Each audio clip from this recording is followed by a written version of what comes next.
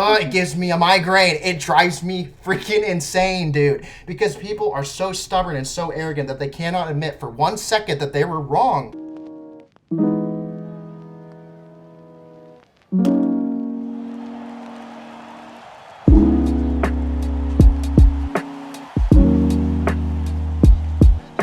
What is going on, ladies and gentlemen? My name is Dillard, bringing you guys another podcast. This is the podcast, Yankee podcast specifically, episode number 7, with my co-host. How are you doing, my good friend? I'm doing well. We won a game today, and if we've won 2 in a row, which means if we win tomorrow, that's called a winning streak. It has happened before. It happened just not too long ago with the Blue Jays, a 3-game sweep, and then we proceeded to shoot ourselves in the foot and lose the first game of the Athletics game. But that's okay. Yeah. We've taken the last 3 series. No. That wasn't Athletics, though. That was the Royals. Yeah, we'll get to that, though. Could have won that game. So, I think the first thing that we should talk about in this podcast is I named this segment on my Google Docs because I have all my notes. I like to be very organized. I named this Triple Play City. Get that, right? Triple Play City.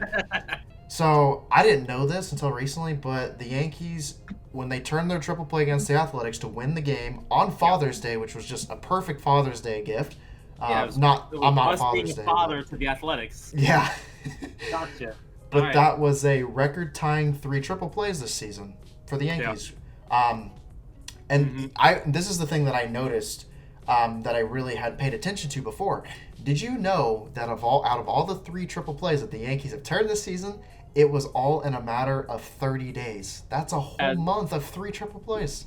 Yeah, there was 2 5-4-3 triple plays this month, and also 1 janky one that I'm not going to tell you because I don't know the numbers. The rarest triple play in history. Yeah. And we also, I think we had as many triple plays in 31 days as the Diamondbacks had wins.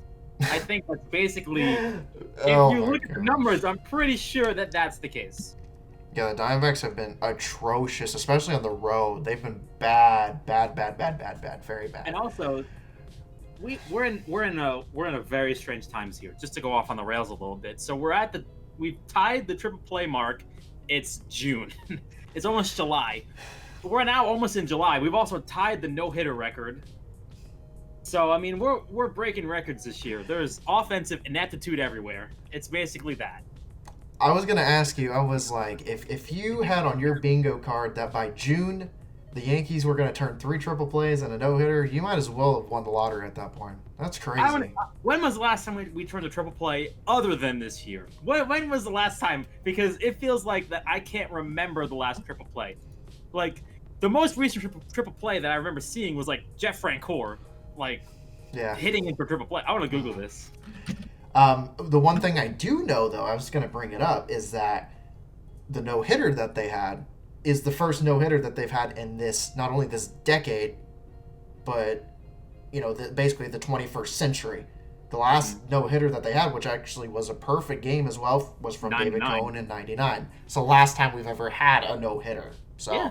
Crazy. I've been waiting forever for that. I've been waiting forever because I was too young to see the no-hitter perfect game. Like, I've been waiting forever. And I'm just been waiting to see one live from our team. And I'm just watching people like Felix Hernandez with a perfect game, and you've got Naya and Verlander throws 2, and I'm like, man, is it gonna happen for us? And finally, it happened, and it just kind of crept up on us. Like, he only threw 101 pitches. Like, that was magnificent game. It was, and out of all the pitchers out of this decade, these last few decades, and then the century in general, you wouldn't have guessed that it was going to be Corey Kluber considering the circumstances. I mean, I know he's a past Cy Young, but if you wanted me to put money on it, I said this with my buddy a couple of weeks ago because I'm premonition. Because I've said this year, I'm like, this is the year the Padres are throwing a no-hitter, and I said, which Yankee is most likely going to throw a no-hitter? And we're both like, oh, it's got to be Garrett Cole. But for the record, the last time the Yankees turned a triple play was April 17th, 2014 against the Rays. That's how long ago it was since they turned a triple play? Yep. Until this year? Jesus. It was a 5-4-3 triple play. Now, and also the numbers for the other triple play we turned was a 1-3-6-2-5-6 triple play. Here's an interesting trivia question before we go on to the next topic. I want to know if you know it. Do you know what the last triple play was that we were a part of And obviously it wasn't the triple play that we turned. You know what the last triple play was that we tripled ourselves into? I know it was against the Twins, but I don't know when it was. Yeah, it was the Twins, 2019. It was that same series in Minnesota where Aaron Hicks had that unbelievable catch to end that game in that game of the year. That was the same series. Yes, that was the exact same series. Wow. Crazy to think about. That whole series was nuts. It was crazy. That's all I know is that was the last time we were in one, but I don't like. Jeez. I can't remember who the life of me. I cannot speak. Cannot remember who was the one who tripled into it. I want to say, I don't think it was Andujar, but for some reason I want to say it was Andujar. For some reason, it was either Andujar or it was Aaron Hicks, but I could be wrong with both of those. So you have to check me on that. But there's something. I'm looking at the box score right now. For the Twins series in general. Yeah. No, for that game, it was Arias, Scope Sano to first, but I'm looking for like the granted the triple play. It was in the first inning, I can tell you that. So look for around the first three batters, basically. It's the first three batters of the game. So that's all I know. It hasn't been somebody slow. So you're looking at either Encarnacion or Gary Sanchez. It might have actually been Encarnacion. Encarnacion had 2 hits that day. It might have been Encarnacion. It actually might have been him. I was thinking Hicks too, because Hicks has usually been in the 3 spot, so that's why I was kind of thinking it was him. And Hicks isn't the fastest player in the world. I can look up a box score. I have the date, so I can look up a box score. So while he's talking about that and trying to find that information, I want to talk about Jameson Taillon. So Taillon had a really, really, really good outing today. 6.1 innings pitched, 5 hits, 1 earned run, 2 walks, 6 Ks versus the Royals. I get it's the Royals. Here's the interesting thing. That's a good hitting team. I don't want to hear about it. The Royals.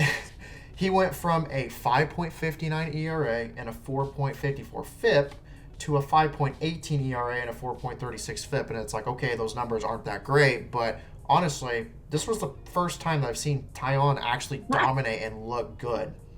Okay. It was Encarnacion. It was Encarnacion. Okay, I was like, okay, that might be it because he's slow. Walk, triple play. God, bringing up bad memories about the triple play. How do you do that? But anyways, it was like a 9-pitch at bat too. Really, a 9-pitch at bat? I don't remember that much. Yeah, and then he grounds in a triple play. But with Taillon, still at a 5.18 ERA, still at a 4.36 FIP. He's gonna need a lot more good starts, but I think this is a good step in the right direction. It's the most dominant I've seen him this year. It's the most comfortable I've seen him this year. It felt like he actually trusted all of his pitches. He was dotting the zones. He wasn't afraid to attack hitters.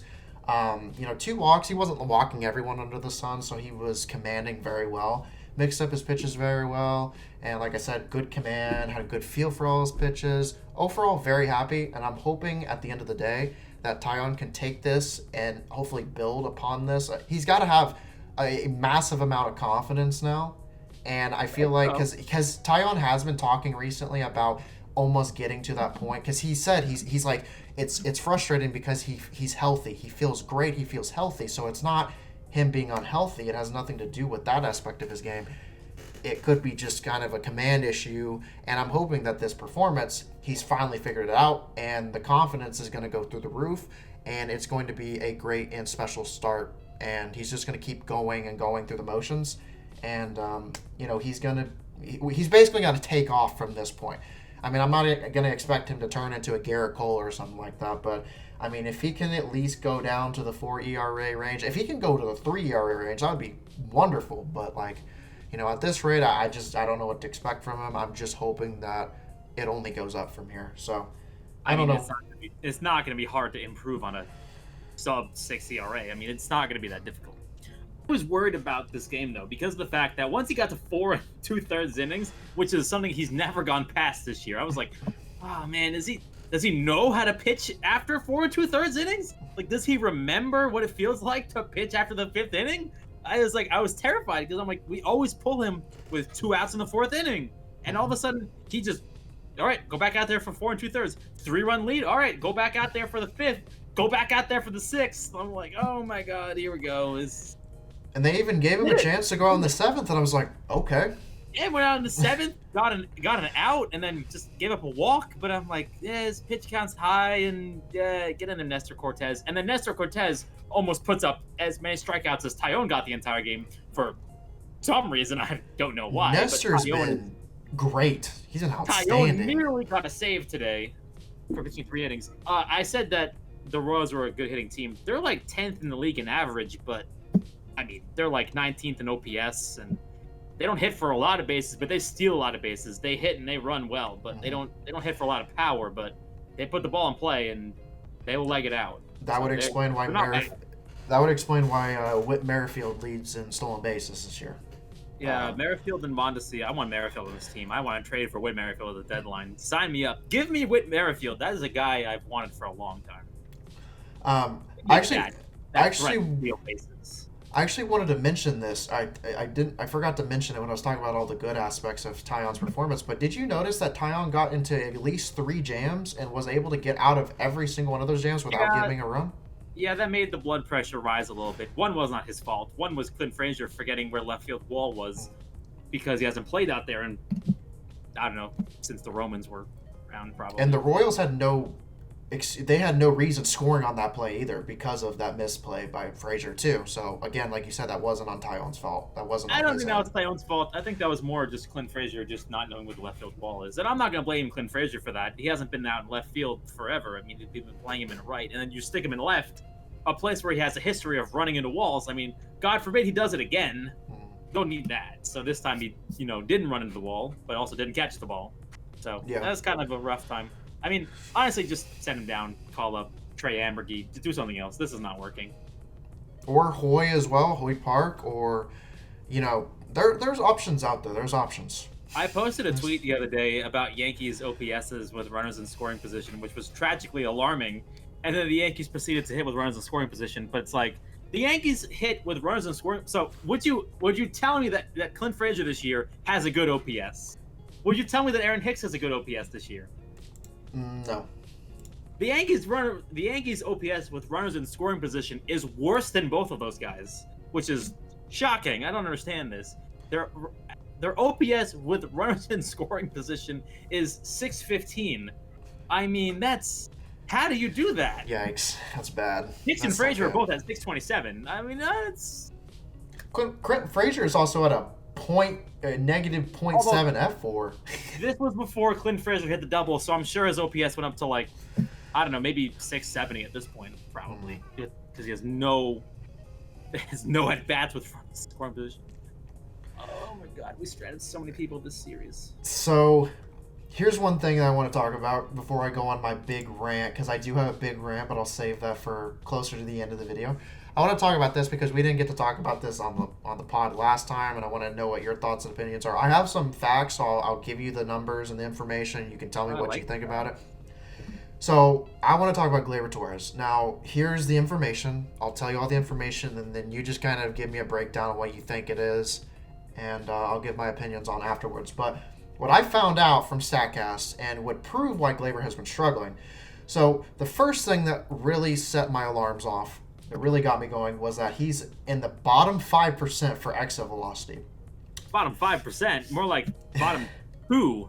He also has the lowest hard hit percentage of his career and has the highest ground ball percentage and O contact percentage, which for those who don't know what O contact is, it's contact on pitches that are outside the strike zone. So the reason why Gleyber Torres, in my opinion, why he's so low in exit velocity, why he's so low in hard hit percentage, and why he's hitting a ton of grounders is he's swinging at way too many pitches out of the zone and he's making contact with them.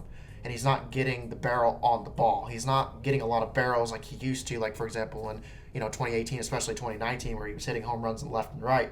But here's another thing.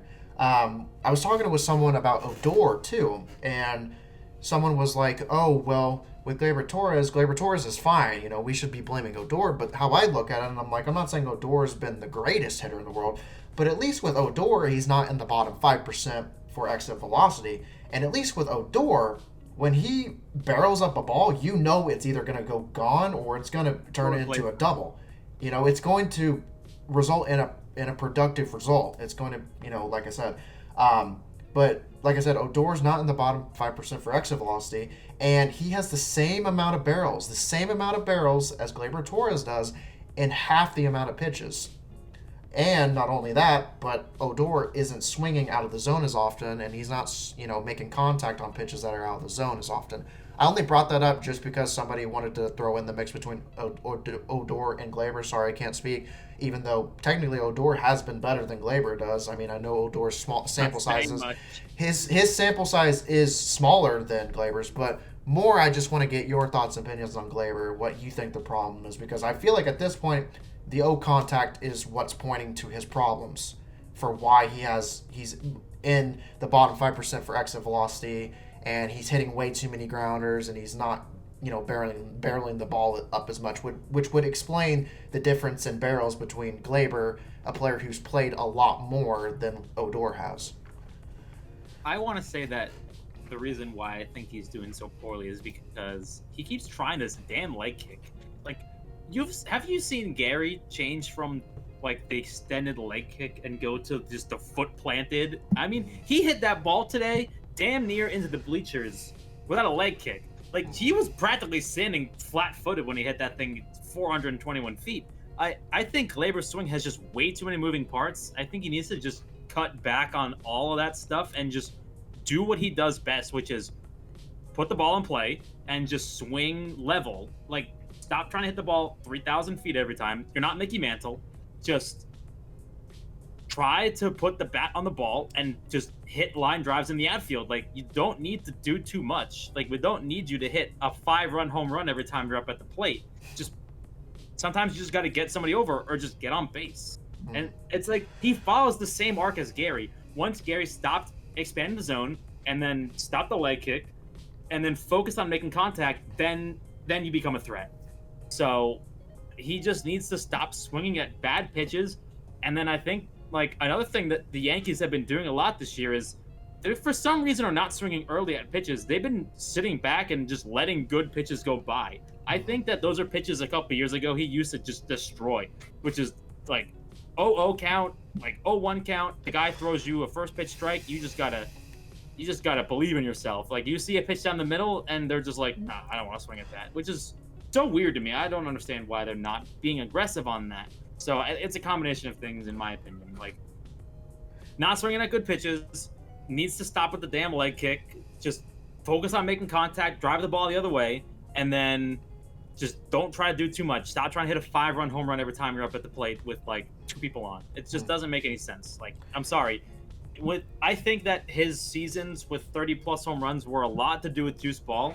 I think he still can hit home runs, clearly, but I just think that he's trying too hard and he's trying to be somebody he's not. So I don't know what to do. And it's actually interesting that you note the whole point of this team isn't swinging as early as often like they used to, which is just like the only one. Which is a great point, because have you noticed that one of the most aggressive swingers on the team, who always swings at the first pitch most of the time, is Luke Voit? And guess what happened with Luke Voit? He had the most home runs last year, and he's back to greatness already. It's like Luke Voit has a good approach to the plate. But the thing about Luke Voit is he's always aggressive on the first pitch. You saw that today. If the ball looked like it was going to be anywhere near the strike zone, he swings at the first pitch, and he tries to drive it. But then later on in the count, he tries to do other things, just make contact with the ball, which is what we always used to laud Gleyber for. Like, he has that big leg kick, and he tries to generate all this power with his coil early in the count, but then when he gets 2 strikes, he drops the leg kick. Like, you saw it against the Orioles when he hit that double off the wall in that game. We almost won if it wasn't for the fact that, the baseball gods intervened and turned what should have been a double into a ground rule double. But I mean, like, situations like that where he drops a leg kick and just focuses on putting the ball in play, good things happen. Like, he needs to focus on that, and he's just needs to go back to what he does best, which is swing level, put the ball in play, and put the bat on the ball. Like, he has this good ability to put the bat on the ball, but not when you're trying to swing out of your shoes every time. That's just, I'm getting sick and tired of seeing the huge leg kick hit the ball to the parking lot, put it in the hot dog stand on the concourse. Like, you don't need to do that. They all count the same. Just, it's frustrating to see him do it. And it's frustrating because we know what Gleyber's capable of. We know he's capable of being a very good player. Being close to like a high 280s, 290 hitter with mid-range power, hit a lot of RBIs. Like, he can clearly make contact well. Like, we've seen him do it. But like, we've seen him just with that leg kick hit baseballs that like you wouldn't expect to be able to be put in play, and he does it just fine because he spends more time tracking the baseball instead of focusing on this coil. I just think he's looking at the wrong things. He's trying to be somebody he's not. I think he needs to go back to what he's good at. And this is kind of another point to point out. This isn't something that I noticed. This is something that someone else noticed on Twitter, and I just kind of want to take it and ask you. But I kind of feel like with the whole thing with Gleyber, and like you said, he's not driving the ball as well, and he's kind of just trying way too hard to swing on his shoes. It feels like that's kind of where Clint's at. And I noticed someone was like that he needs to get rid of whatever that ballerina thing that he's doing with his front foot. What do you think about that?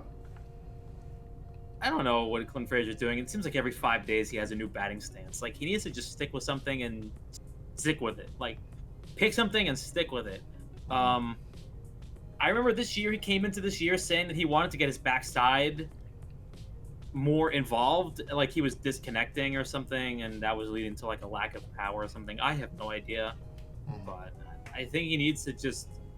He's done better this year at seeing the baseball, but he's still not pulling the trigger on pitches, and I think he just needs to just get more at-bats at this point. I mean, I think he'll get more at-bats in the minors. Honestly, that's what I think he's better at.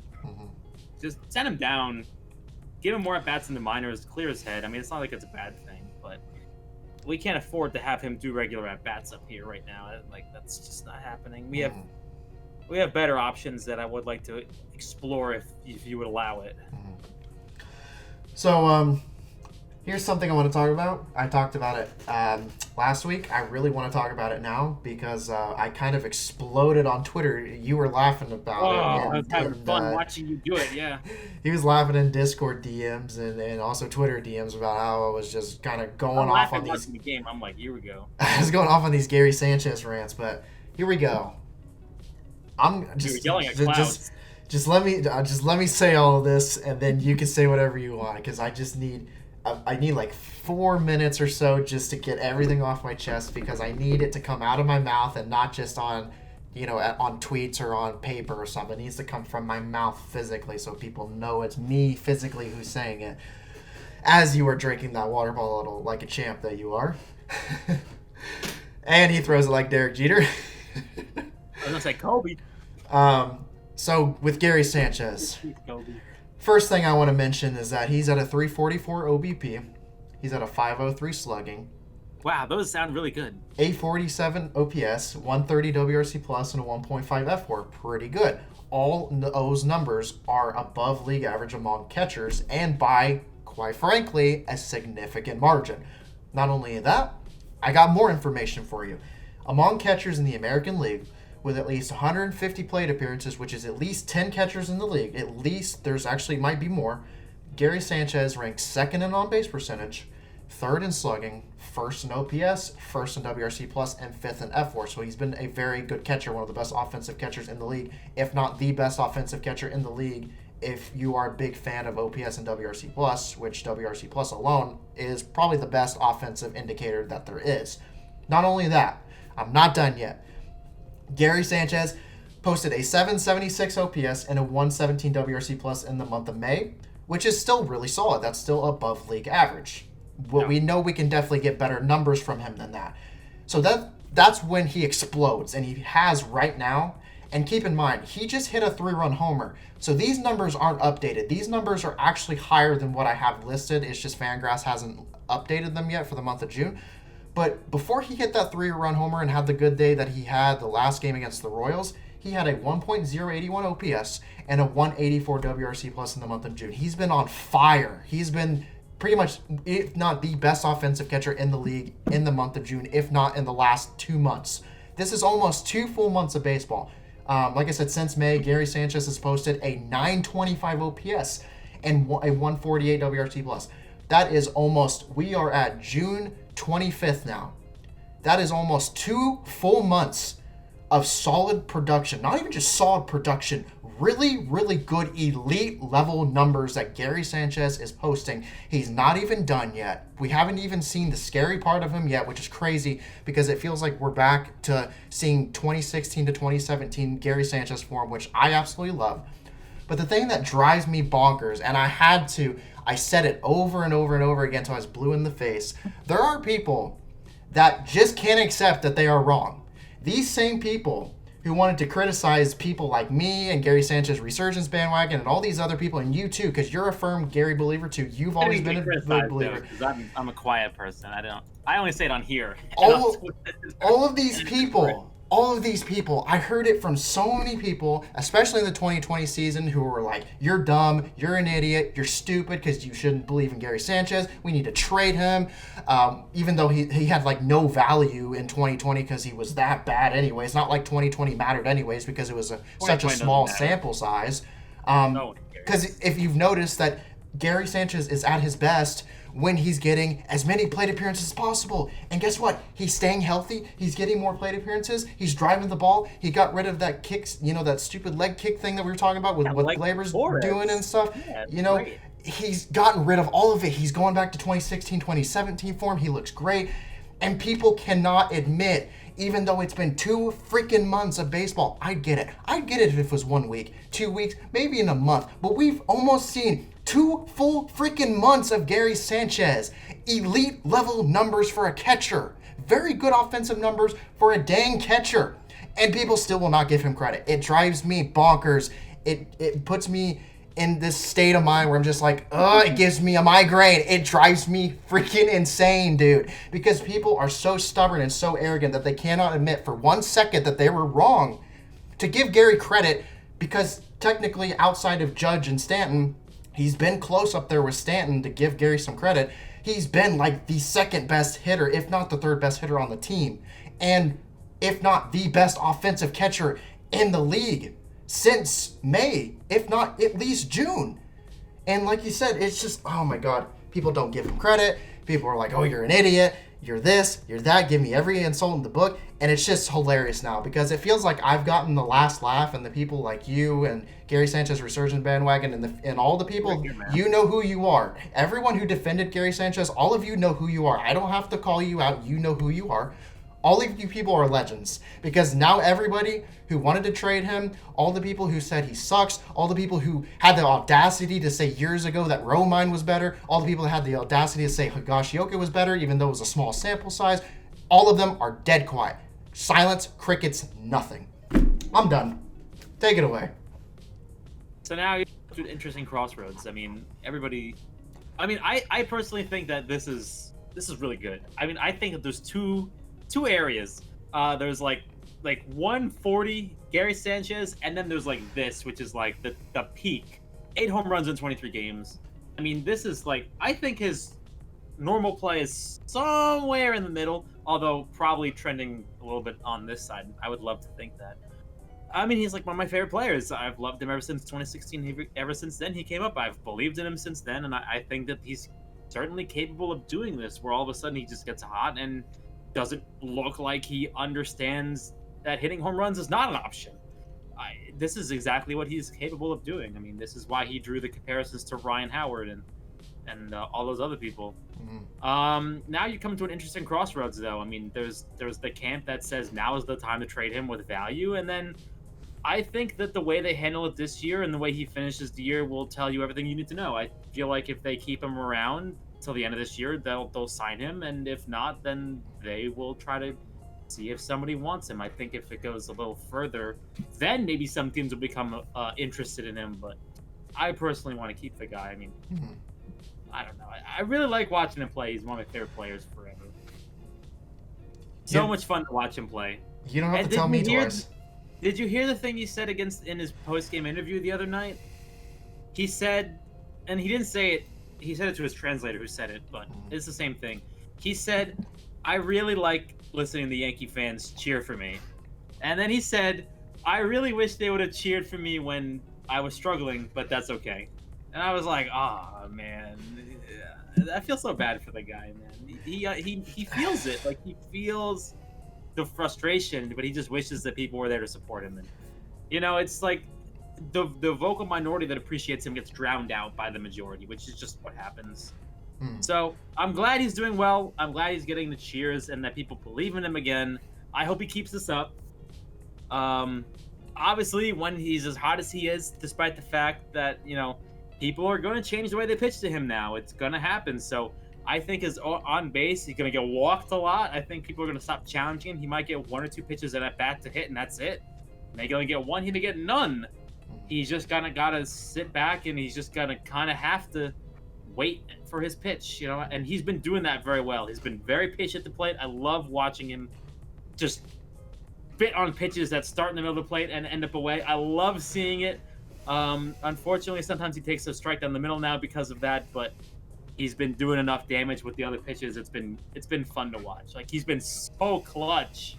It's like, how many home runs has he hit? Like, probably as many as Odor has, like 5 home runs to go ahead on the Yankees in the 7th inning or later. Gary is pretty close to that number too. I mean, he has been absolutely money in do-or-die situations this year. I mean, who else on this team does that other than Odor? I mean, how many big moments has he had in just the last 3 series alone? I mean, at least He's the Blue been Jays. People left and right. Blue Jays, first home run of the game or one game, and then the second game he comes out, pinch hits, home run, and then he makes that freaking play to, just a catching clinic behind the plate and saves the game, and bluffs behind the umpire. With the whole play that probably the Blue Jays should have tied the game right then and there, but he sold it, and it's just like Gary's been coming up big so often. He's been so ridiculous in these spots. It's just insane. Here's one thing I wanted to say real quick. Have you noticed? I don't know if you noticed this, but I've noticed that Giancarlo Stanton. I know we're not talking about Gary anymore now, but Giancarlo Stanton, he's walking a lot, and he's showing a lot more plate discipline lately, and I really, really like it that he's showing a lot more plate discipline because of the way they've had the lineup. I think that do we play tomorrow? We're going to Boston. Yeah. Do we play tomorrow?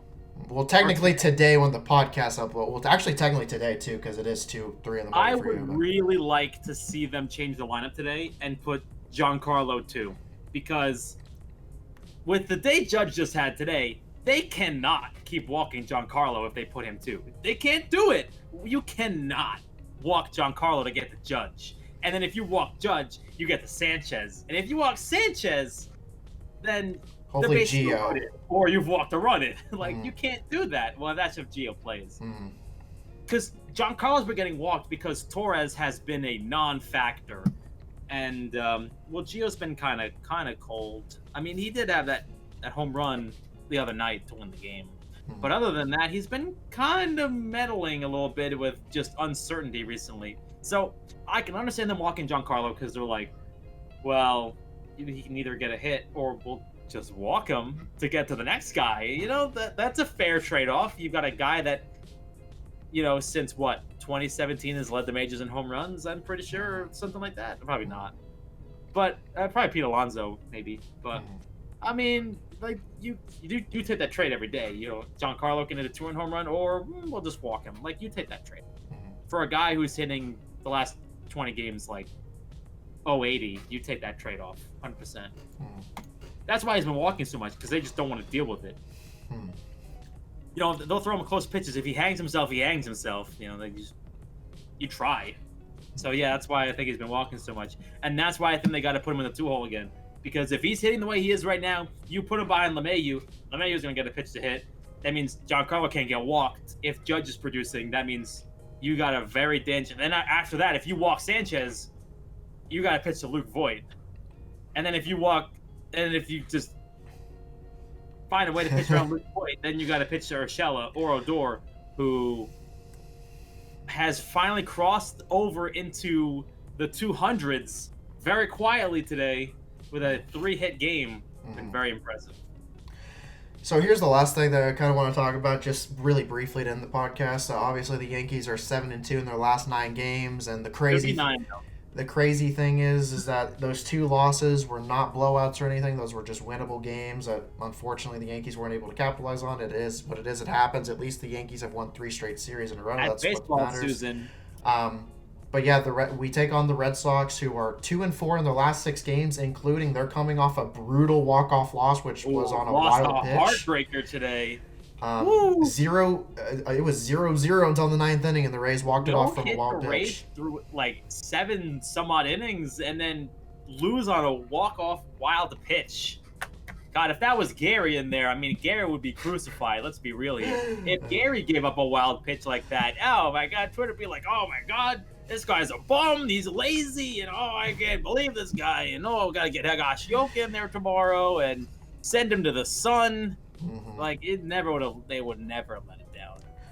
So the last thing I want to talk about, or just the last sentence I want to mention, is you want to make a statement, win this series.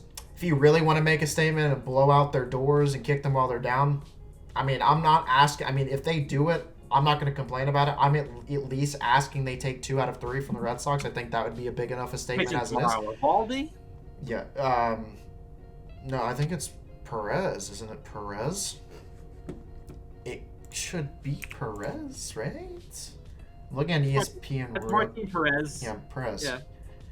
So, like I said, you want to make a statement, win the series, big series, especially since they're a team in your division and you haven't been playing well against teams in your division and you just got swept by them at Yankee Stadium. If you really want to make a big impact and kick down their door, sweep them in Fenway.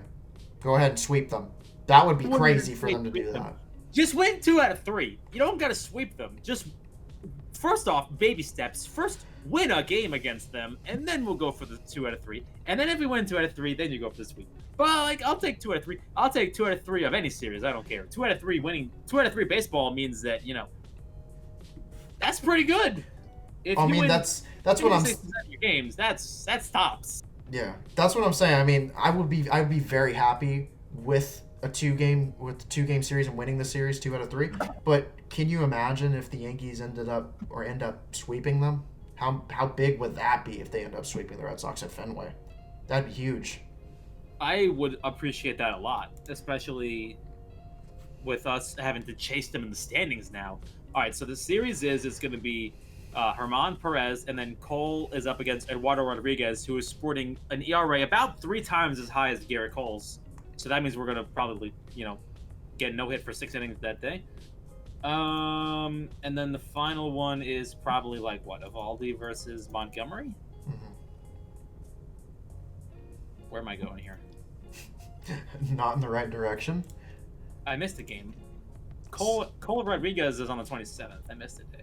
So that's the 26th. That's Saturday. That would be Jordan Montgomery and Nathan Eovaldi. Yeah, you're right. They have very similar ERAs all of a sudden.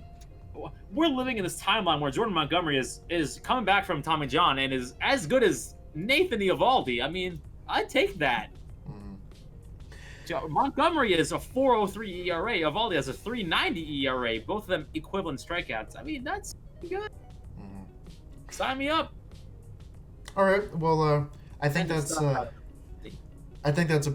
enough time that we have for the podcast. We got through quite a bit of topics. We'll come back next Friday technically next Thursday when we do these late at night, but next Friday when I actually post the podcast. And we'll see where we go from there. Hopefully by then the Yankees continue their winning streak. Hopefully they beat the Red Sox and continue moving on forward.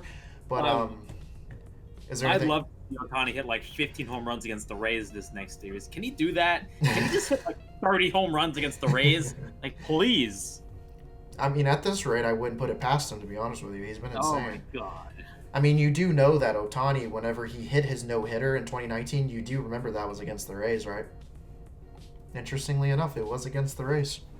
So there's that interesting piece of trivia. But like I said, that's about it for this podcast. If you guys did enjoy, make sure you do subscribe, click the bell notification so you don't miss videos. Like the video, obviously. Comment down below on your thoughts and opinions. Give us topics in the future. And we will see you guys on the next podcast.